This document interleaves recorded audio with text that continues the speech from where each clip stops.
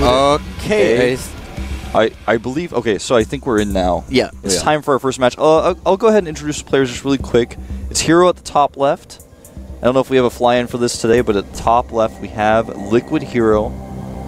And at the bottom right we have jookTo, who is currently teamless because he was on OGS. Welcome back, Kaldor. Hey, nice to be back. How have you been doing? I've been doing great. I've been missing you a lot, though. It was kind of sad. But, you know, now that I'm back, I feel really good. Or rather, now that you're back. I feel like I'm back now because you're back. Like, I felt like I wasn't We here. are back. We are back, man. And I'm really glad we get to watch these two players play, specifically because they're former teammates. Obviously, Hero moving to Liquid, jookTo no longer on OGS at all because it disbanded and is currently teamless. jookTo was someone who always surprised me. Like, he was always able to stay in it somehow. You know, sometimes when he played, I was like, his results are a little bit spotty, but I see something in this guy. He's definitely a good player. He's always around for a reason. And when he requalified this season, I thought, okay, maybe he'll prove himself. Maybe he'll get on a new team. What do you think actually about Hero's fall from grace? I mean, the guy was so good last GOTS season and he really made a splash. Then now he loses in the first group, loses every single game. I believe it was 2-0 every single one of them. Yeah. And now he is in Code A in the first round, actually. He played at DreamHack, had some pretty decent results, but in the end he loses to Mana. I don't really know. What do you think about Hero's performance so far? He had a tough group, and, you know, talking to TLO personally, who came to watch his matches with him, he told me that he was not prepared mentally. He was practicing too hard. He wasn't sleeping enough. He tried to convince him to get more sleep, and he wasn't even eating well, and he said he was really nervous. So I think a lot of those factors really contributed to his Code S, you know, slump and how he did in that group. I think his nerves really got to him, which is unlike Hero, but that's just based on what TLO told me. It's kind of sometimes really amazing how this actually all figures in. If you say that he didn't sleep enough and he just trained the entire time, that just makes sure that you will break down at some point. You will break down eventually, and in a game where you really need to be on the highest level of concentration for the entire time, it is just so hard to pull off. This is also why I was so amazed at the schedule that Thorzane put up for himself. You know, he was at MLG, then he flies to Korea, participates in Code S, goes to DreamHack. I mean, I was already dead because of all the flying that I've been doing the last few weeks. But him and playing them the entire day was like, wow, how the hell do you do that? By the way, jookTo went up to 600 minerals. He didn't go for the third hatch. He just now started his hatchery, as you guys can see, and now he's going to double expand at the same time. But this is, you know, something I thought was a little bit weird that he didn't go for that third hatchery. His hatchery is really late as a result. The third as well. The timings are just a little bit off. You already mentioned that he was late with the first hatch. Well, he wasn't really late with the first hatch. He built it at like... No, actually, you were right. Sorry, I just mistook the natural and the third. He was late with both of them, and a bit of a problem for him, all the minerals that he saved up here. I think that his timing was just completely thrown off by Hero's harass. The main problem that I have with that is that everything that Hero did was pretty standard. Just blocking, putting the pylon up there, so nothing out of the ordinary. Yeah, and you know, what if, for example, he blocked the third base as well? You know, that's something he could have done. He didn't do, but there were only 2 Zerglings there, so if he made a pylon there, it would take a long time to kill that third base. It could have even been worse. Hero's taking a second gas really late, and he's taking it at his natural, so he's being a little bit tricky here with what he's doing. He may want to go very gas light with whatever build he's planning, and that does indicate maybe some Zealot pressure. Right now, he has not started +1 on his Forge, though. So I'm not 100% sure what his plan is going to be with this, you know, only 2 gas and a late second one. I'm a little bit surprised. Well, I actually want to see how much gas jookTo is going to add here. If he's only sticking to those 2 extractors that he currently took and tries to just get his tech and his speed up a little bit faster than with only 1 gas, or if he adds gas number 3 and 4 and tries to go for some tech strategy on 3 bases, which is usually what you do on 2, but well, we've seen some pretty sneaky play out of jookTo as well in the past.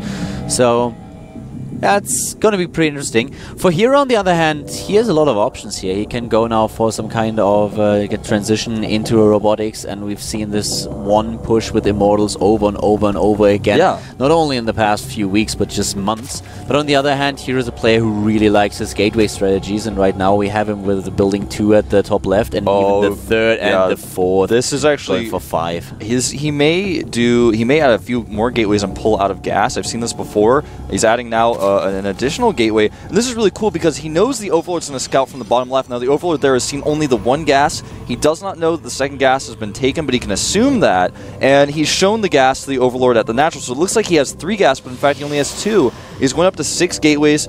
And I don't think he's going to pull probes out of gas, but that's something he might do as gas is getting a little bit high here. Now he's actually going to take additional gases. There's one thing that I want to point out quickly. We have, on the other hand, jookTo only with... He's going for the Baneling Nest, and this could indicate quite a few things. With Speed now just finishing and him starting to build the first Zerglings for a while, I really thought he might just go for some kind of Baneling attack or aggression on 3 bases. But with the amount of drones that he built, that is highly unlikely. It is more Dimaga style that he's playing here currently. Yeah. Dimaga really likes to rely on Banelings instead of Roaches, and this works kind of well against a lot of strategies. You have to dodge these force fields, but it's a really valid one, and it's going to be interesting to see how jookTo is going to fare against Hero. I have to say that I haven't seen a Korean do this so far against Protoss. Yeah, this is really not something, you know, I've seen either. In fact, I don't think I ever have. Now, he's actually making a fortified position up here, even with a photon cannon going up with these stalkers, maybe taking a page out of the book that we saw earlier with the photon cannon and the warp prism. I think with this amount of speedlings and banelings, he's going to have no problem holding this attack if he micros correctly. There are no sentries, so no force fields, and they will just die. You have to make sure that you split the banelings, that you just don't run them into 1 or 2 zealots. That's the most important part. And here he goes in. Nice surround, very well done. And look at all these stalkers. They are surrounded. There are no zealots left. And the Lynx, they have free reign, taking down stalker after stalker. And jookTo is looking pretty good here. But the next round of zealots, that's the crucial part. And here it comes. So jookTo has to be a bit careful, but the first few banelings are already morphing again. Yeah, he's got a lot of gas banked up. He may start to add sentries now. And jookTo making 8 banelings, like you said. 14 more lings on the way. He has so far held that photon cannon down. There is really helping him hold that forward pylon location. It's creative. I like it. But here we go. The sentries are so key here. He needs to get perfect force fields, and so far, so good. On the other hand, though, the Baneling's not able to really connect. That's the problem for jookTo, and he has another one as well, because he is far behind in Harvesters. Hero, if you just look at the production tab, he never really neglected building probes, and he's now at 54 against 47. So really good position economy-wise for Hero. The main thing is that Hero is on 2 bases, whereas jookTo is on 3. That's one thing that we should still mention here. But for Hero, this is not a bad spot. If he is able to do some damage here, maybe even take the 3rd, then jookTo might be in trouble. For now, he's been safe, but he's just transitioning now, and Hero is just gathering up forces, trying to go for Blink, and is, as you can see, once again relying on his economy. Yeah, I mean, at this point, I love the transition from Hero. Getting in that Blink Stalker, making a Photon Cannon back at home just to be safe. Sending 1 Zealot in, just 1 Zealot alone to see kind of how many Zerglings his opponent has been making. He wasn't able to get that real information. Look, jookTo actually hiding this again. Now he wants to try to trap. Beautiful positioning by Hero, though it will not work. He can't actually rely on this composition too much longer, especially with this many sentries out. He needs the Infestors, and he needs them badly. Without the Infestors, he can never fight this army with Baneling alone. The problem for Hero is that he can't really move out of this bottleneck position, because as soon as he does, the Banelings will just move in from 2 sides, from 2 angles, and this is something that he cannot really control. He needs to have perfect force fields in order to save this army, but he's going to try it anyways. Yeah. And here come the Lings moving in immediately, and there are no Zealots, so it's not even all about the Banelings, but also the Zerglings doing a ton of damage here. The force fields were not perfect, but the DPS output was just so high for Hero. He was able to hold that position. I was actually a little bit surprised. He's adding additional sentries now. He falls back to the can again. His Blink has finished. It wasn't done for that engagement. But the problem for him, though, is these 4 Infestors that are on the way. If he doesn't hit before that, he's going to be in trouble. Here we go. Stalker's blinking back, but not the best blink there. And the last force fields were not too shabby, but now suddenly he's really in a bad spot as the sentries slowly but steadily run out of energy, and the Lings are trying to close the distance once again, moving in. And the Banelings, whoa, the sentries, they die. And now jookTo is going to get the first Infestors out on the map, the Lings as well, whereas Hero is just getting more and more gateways, trying to reinforce his army. But jookTo needs more drones. He just doesn't have the drone count. He needs more drones, exactly. He's just not able to reproduce his army as quickly as he needs to. He has that macro hatch that just finished, but I mean, you're right, his economy is too weak. The Infestors, they survive for now, but is it going to be enough? With more Zealots coming in here, he needed to fungal those Zealots and run by them, but instead he's going to fight the Zerglings against the Zealots, and now Hero in a great position. He actually, with 1 more round of Warpins, may just be able to end the game.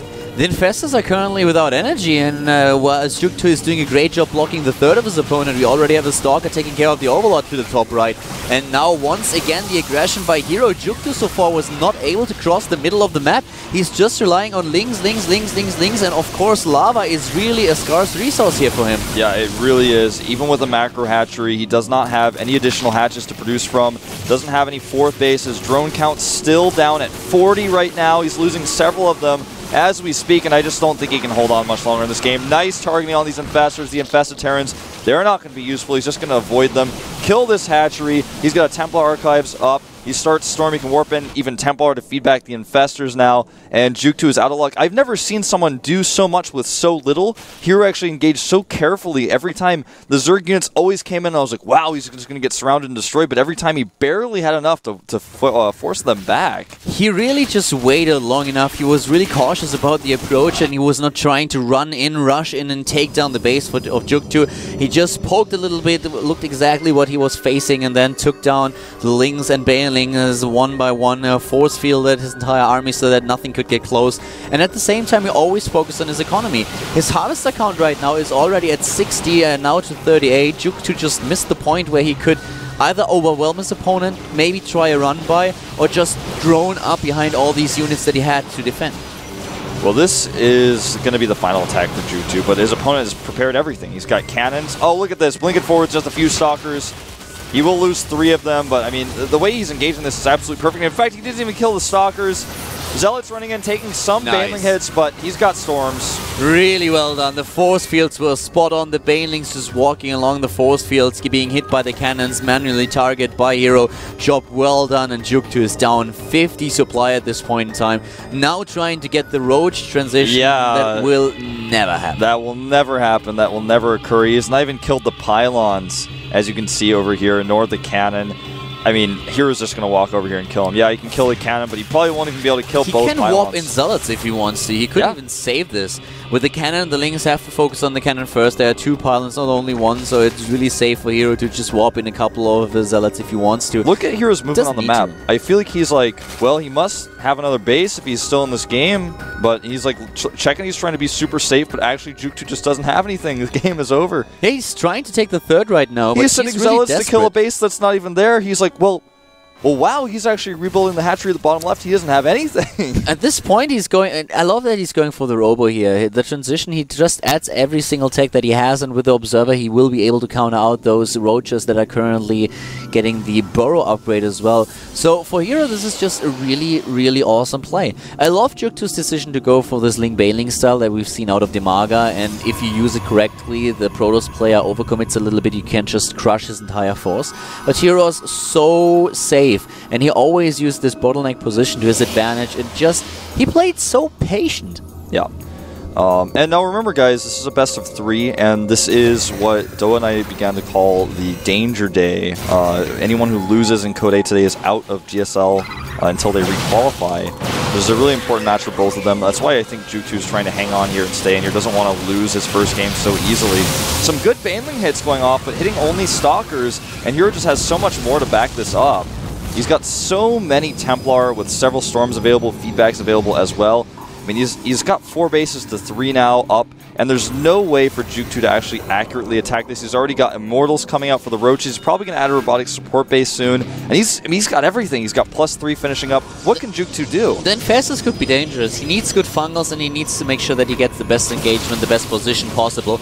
It's not going to be easy, though. Even though jookTo was able to close the gap in supply, is now on 144, most of the supply is actually in Roaches, and he just doesn't have the upgrades to back it up. But with good engagements, maybe a good flank. Yeah, I mean, he just sniped a Templar without losing anything, and that's really, you know, always a good thing to have. But at this point, this engagement may be his last. He's trying to figure out the best way to fight, even with the better concave at the bottom. There's Blink, and yeah, that's it. Really well done. Blinks down, sees the opportunity and takes it, kills every single Infestor, and he's the GG as Hero takes game number 1. Yeah, looking very strong in that first game. To be perfectly honest with you, I felt like jookTo had a better chance to defend than if he had made a few spines maybe and engaged not at that ramp where Hero had the cannon but just tried to wait a little bit longer. I felt like each time he attacked Hero's army, he didn't quite have enough to kill it.